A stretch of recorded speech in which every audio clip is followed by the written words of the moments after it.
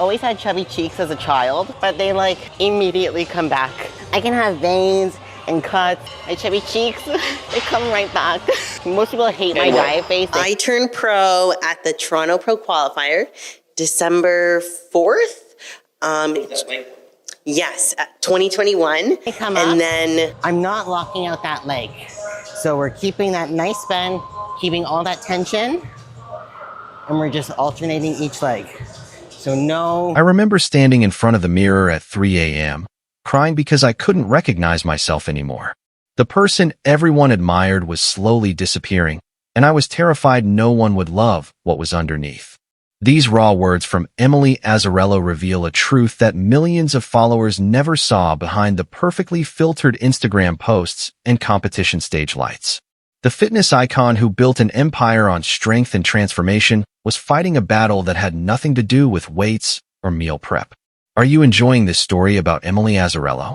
Then help the channel with your subscription. Look, 94.8% of people who watch these videos still aren't subscribed to the channel.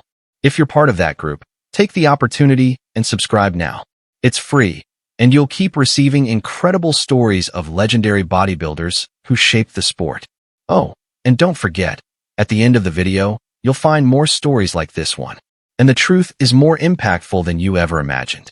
Emily Azzarello didn't just appear on the fitness scene as a polished influencer with millions of followers.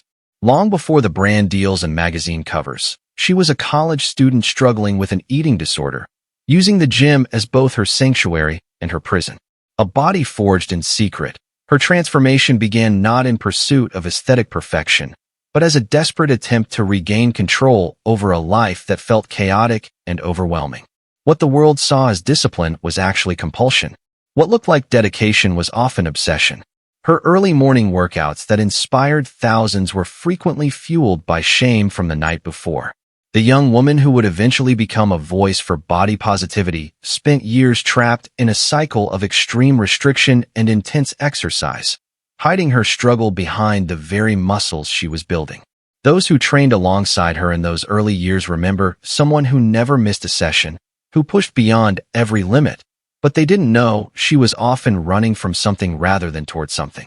The shadow of social media comparison became Emily's most relentless opponent. As her following grew from hundreds to hundreds of thousands, every post became a performance, every photo a potential source of criticism.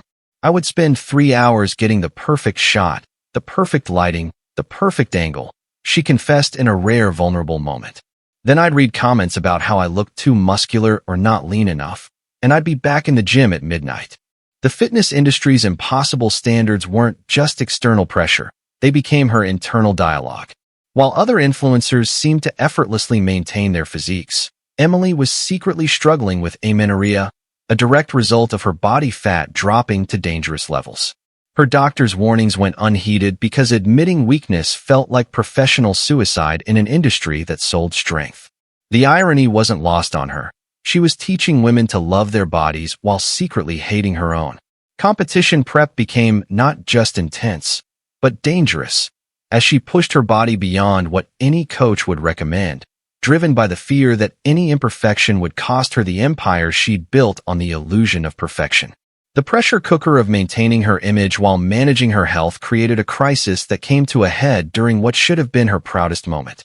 Behind the scenes of her most successful year, with a supplement line launch and a book deal on the table, Emily was experiencing panic attacks before every workout.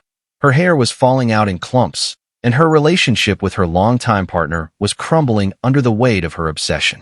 I couldn't be intimate anymore because I was too consumed with calculating calories and planning my next workout, she revealed years later.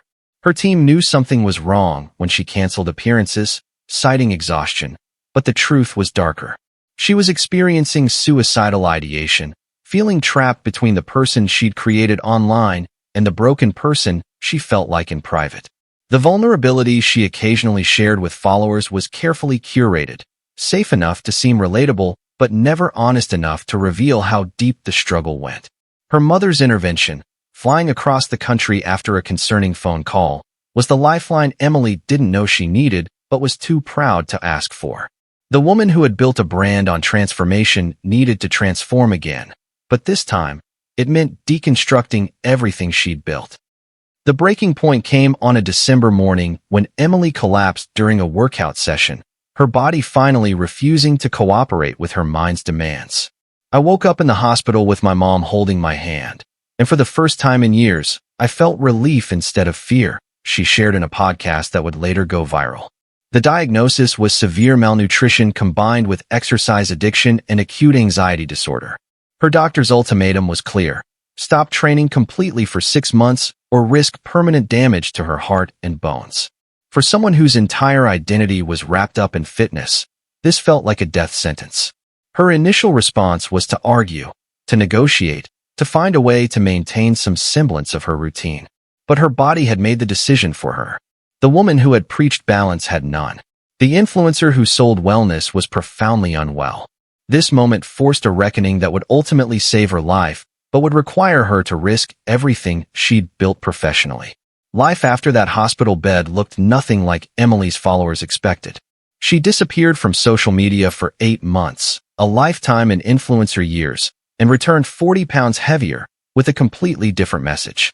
"I almost died trying to look the way you all admired," she wrote in her comeback post that garnered over 2 million likes and sparked a movement.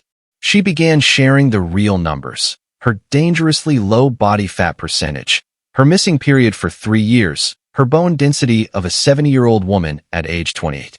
The vulnerability was no longer curated. It was raw and uncomfortable and real. Her supplement company initially resisted her new direction, wanting to maintain the aspirational aesthetic that had made her famous, but Emily refused to compromise. She walked away from a 7-figure deal to maintain her integrity. Today, her platform focuses on health over aesthetics, progress over perfection, and she openly discusses her ongoing therapy and recovery. The transformation that truly matters, she now teaches, happens in your relationship with yourself, not in the mirror. Her story has inspired countless others to seek help, to challenge the fitness industry's toxic standards, and to redefine what strength really means. Emily Azzarello's journey from fitness icon to advocate for mental health and true wellness closes a circle that began with a young woman seeking control and found instead that real power comes from surrender. Are you enjoying this story about Emily Azzarello? Then help the channel with your subscription. Look, 94.8% of people who watch these videos still aren't subscribed to the channel. If you're part of that group, take the opportunity and subscribe now.